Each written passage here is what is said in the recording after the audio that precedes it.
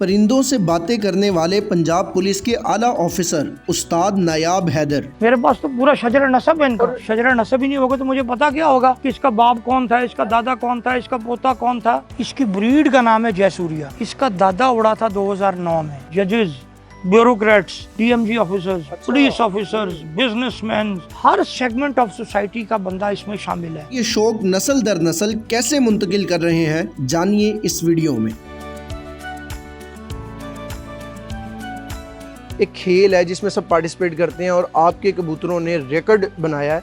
ये एक्चुअली खेल क्या है, ये खेल समझाइएगा जरा। इस खेल में 3 तरह के मुकाबले हैं, light weight, middle weight, heavy weight. जो हैवी वेट है वो सबसे टफ मुकाबला होता है। 14 दिन का मुकाबला होता है, 1 दिन मुकाबला, 1 दिन रेस्ट। हर पार्टिसिपेंट 7 कबूतर मुकाबले में शामिल करता है। उसके 7 कबूतर मिलकर जितने घंटे बनाते हैं फिजा में उड़ने के, फिजा में उड़ने से, सुबह 5 बजे उड़ेंगे। जजेस बैठे हुए, उन्होंने टाइम नोट कर लिया, 5 बजे उड़ गए। जब वो बैठेंगे, बैठते टाइम नोट हो जाएगा उसका, कबूतर का, हर कबूतर का टाइम नोट होगा। बाद में उसकी एवरेज इकट्ठे काउंट हो जाएगा, कलेक्ट हो जाएगा, इतने घंटे, इतने मिनट। इसमें 60 टीमें एंटर थी। इस गर्मी में तो 1 सेकंड की लीड बहुत होती है, 1 सेकंड। तो यहाँ 17, 18, 16 घंटों की लीड थी।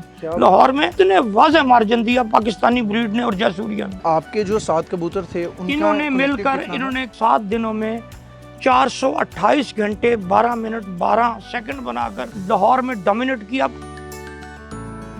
ट्रेनिंग कैसे देते हैं और इस बेजुबान जानवर को, जो बेअक्ल है, बेजुबान, इसको कैसे समझ आती है कि मैं इस तरह ट्रेन होना है? ट्रेनिंग देने में यहाँ हमारे 3 बंदे जो मेरे मेजर हैं, मेरा छोटा भाई उस्ताद शादाब हैदर, उस्ताद सलीम बिट्टू और उस्ताद अली अहमद। फर्स्ट टाइम किस उम्र में आपने कबूतर खरीदा?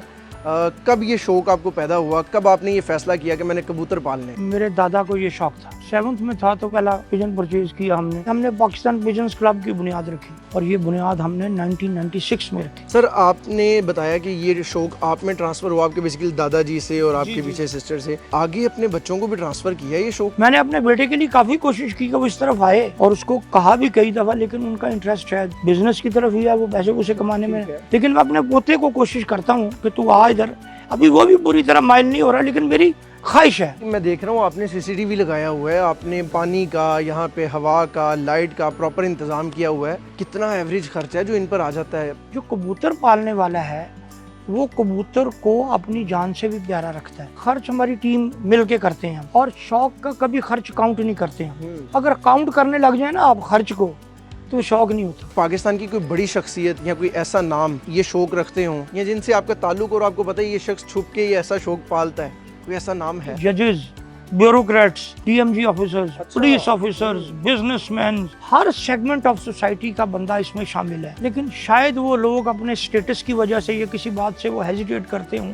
इतने सारे परिंदे हैं और मैं देख रहा हूँ सैकड़ों की तादाद में आपके पास ये मुख्तलिफ केजेस में ये पड़े हैं।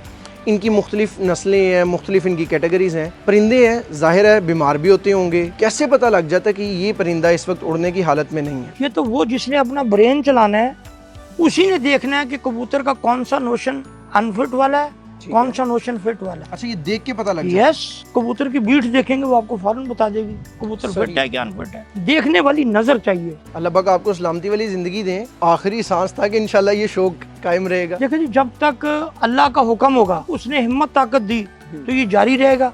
जिस दिन उसकी तरफ से शौक का हुक्म ना हुआ तो खुद ही कोई ना कोई सबब बन जाएगा ना होने। गल्फ से आपको बहुत सारे लोग राब्ता करते हैं कि हमें ये कबूतर परिंदे बेच दें। गल्फ में ये शौक भी बहुत ज्यादा है जी। पाकिस्तान में ये शौक जो है ये इंटरनेशनल सतह पे या नेशनल सतह पे उसको प्रमोट नहीं किया जाता। गवर्नमेंट को चाहिए कि इसकी कोई रूल्स एंड रेगुलेशन बना के इसको एक मुकम्मल स्पोर्ट या खेल बनाया जाए। पाकिस्तान का पिजन इस वक्त दुनिया में बेस्ट है और सालाना करोड़ों रुपए से भी जायद के पिजन जो है वो एक्सपोर्ट होके गल्फ और यूरोप में जा रहे हैं। यहाँ तो आप अपनी एक्सपोर्ट में इजाफा क्यों नहीं करते? इस खेल को गवर्नमेंट की सरपरस्ती में लें, इसके रूल्स रेगुलेशन फ्रेम करें, इसके मुकाबले करवाएं, इसके क्लब्स बनवाएं। जो क्लब बने हुए हैं उनको अपनी सरपरस्ती में लें। जो गल्फ से आते हैं लोग आपसे कबूतर खरीदने, कितनी मालियत के वो खरीदने के लिए एग्री होते हैं? कितने शौक, कितना वो इसके लिए पे करते हैं? अल्लाह ताला करोड़ जन्नत दे। बहरीन से 2007 में आए थे शेख सलमान, वो फौत हो गए। बहरीन के किंग के फर्स्ट कजन थे।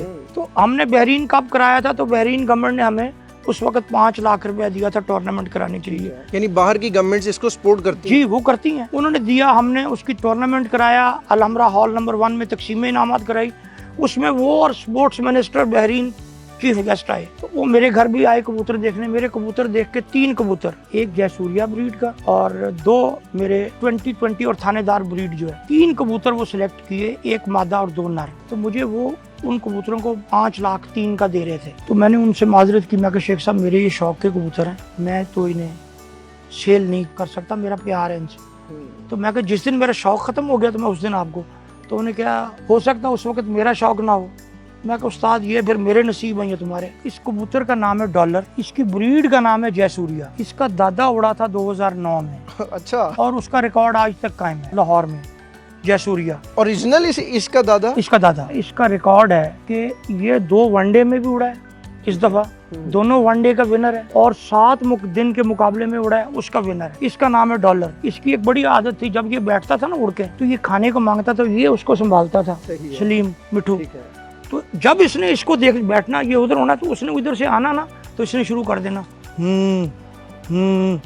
मुझे खाने को दो। ये पाकिस्तानी और जयसूर्या जिन्होंने अल्लाह की दी हुई ताकत से सारा लाहौर विन कर लिया, सारा मिनी पंजाब विन कर लिया और दुनिया को अपनी तरफ मुतवज्जो कर लिया। मुझे उन लोगों ने फोन करके मुबारक दी है जो इस खेल के बड़े बड़े खिलाड़ी हैं। इसके दादे का जिक्र किया आपने डॉलर के, ये एक्चुअली आपको दादे परदादे या बाप का वाकई पता है? मेरे पास तो पूरा शजरा नसब है इनका। और ये रखना लाजमी है इनका शजरा नसब? अगर इस शजरा नसब ही नहीं होगा तो मुझे पता क्या होगा कि इसका बाप कौन था, इसका दादा कौन था, इसका पोता कौन था। नायाब साहब की आपने बातें सुनी, इनका कहना ये है कि इस खेल को अगर गवर्नमेंट अपने अंडर ले आए तो ये हम गल्फ में, क्योंकि गल्फ कंट्रीज इस खेल को सपोर्ट भी करती हैं, हम उनको बेच के एक्सपोर्ट भी बढ़ा सकते हैं, बल्कि ये जो बाजी और इस तरह के जो 2 नंबर काम होते हैं उनसे बच के इसको एक नेशनल गेम भी बना सकते हैं।